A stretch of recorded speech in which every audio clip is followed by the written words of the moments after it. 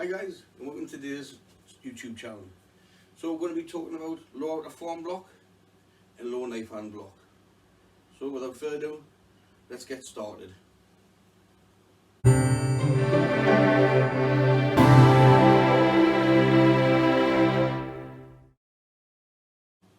Hey guys, so today we're going to be talking about, like I say, low outer forearm block and low knife hand. So first, get your walking stance, so nice 50-50 knee bend slightly, back leg straight, front foot forward and back foot out 25 degrees, and approximately about one shoulder width depending on the size here because everybody's different.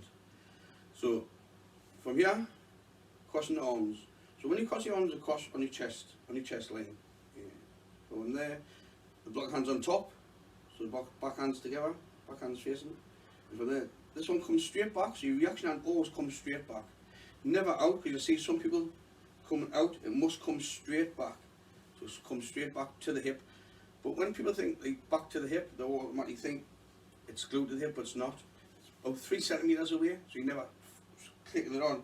When you relax it, it's naturally about 3 centimeters. So this one crosses, this one comes back, this one comes down. So it finishes on your chest line, so your lower outer forearm, so your outer forearm there, is in line with your chest. And it's about approximately about 20 centimeters away from the thigh. Yeah. So from there, crosses, and comes down. So it ends up finishing like a triangle. If you were to look down, your shoulders and your forearm do a triangle. So then what you do is get used to the hips. So if you break it right down from here, your back legs are driving force. So if you lift the heel up slightly, and then as you straighten the back leg, this is the driving force here technique. So bend, straighten. So this drives the hips round.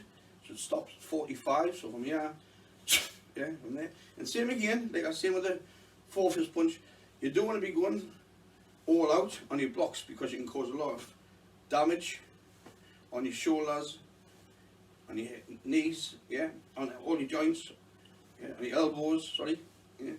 So from there, just nice and relaxed, everything, get used to everything finishing together. Finish together, so make sure it crosses, turns, yeah, so you get that twist, same again, right the last minute. So same as your punch, everything twists with very few exceptions the last minute. Yeah, so get everything finishing together.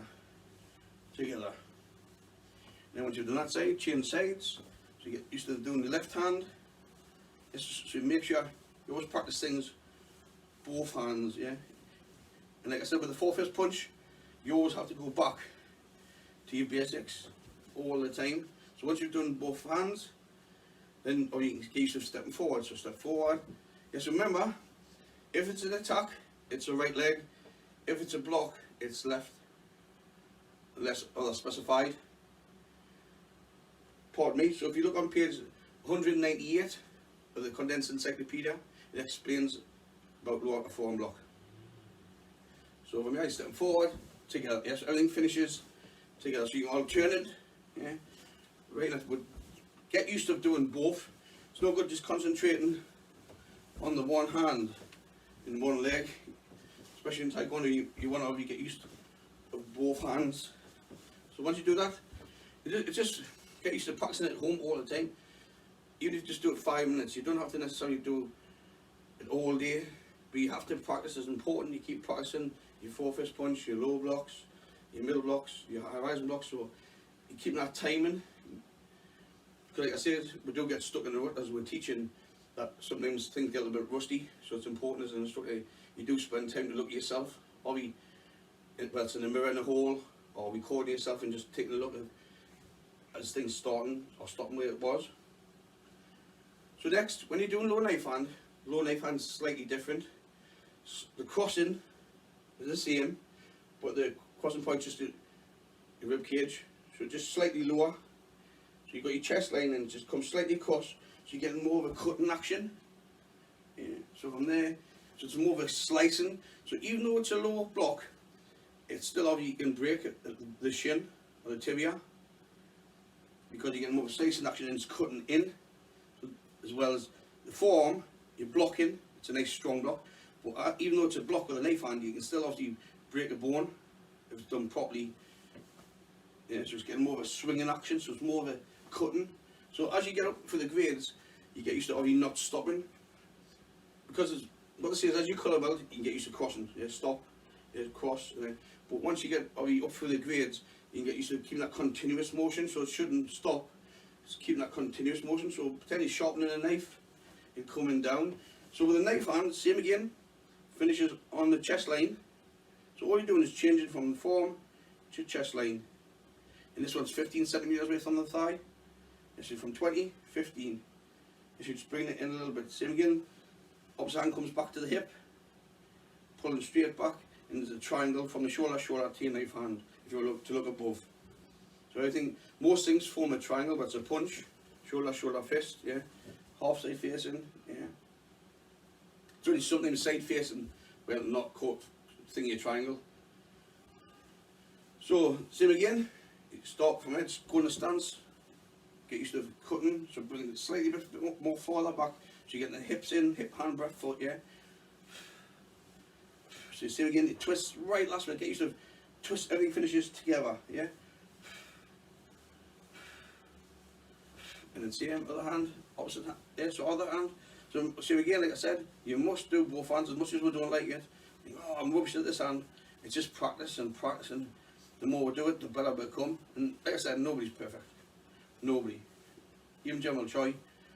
Yeah. We always keep learning. No matter what we do, we're always learning in life. Every day we learn something different. And then from there, stepping forward. So remember, it's a block. So you step forward, left leg. That's other specified by the instructor. But if you stand from parallel stance, if it's command, it's a left because it's a block. And then it's alternate. Yeah. And 1, 2, 3. So try and get the timing. Timing's really important with Taekwondo.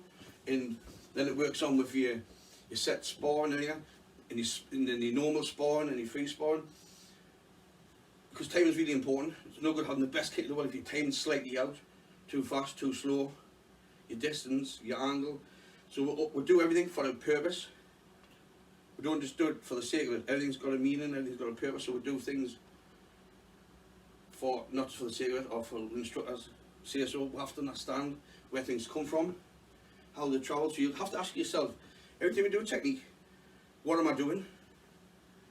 Because you have to understand, where's it coming from, how I'm performing, how's the backward motion performing, does it work, does it feel right, am I punching properly, am I getting a twist, yeah, see, everything, you have to question yourself, otherwise you're not doing it, you're just doing it because somebody said so. If you understand, you think, right, you can perform it better. If you understand where things come from, why you're doing it for, and you put more heart and soul into it when you're doing these techniques. So, that's the end of today. I don't want to go too much, but just get used to, keep going back to your basics, your punches and your blocks, and just work and get used to make sure the same way of everything's finishing together. And like I said, don't forget to subscribe to my channel. I'm here. Any questions you need to ask, I'll try and help you as much as I can. If I can't already tell you, I'll try and find it out from other people. But this is what we're here to help you and promote Taekwondo. So thank you very much, and I'll see you next time. Bye.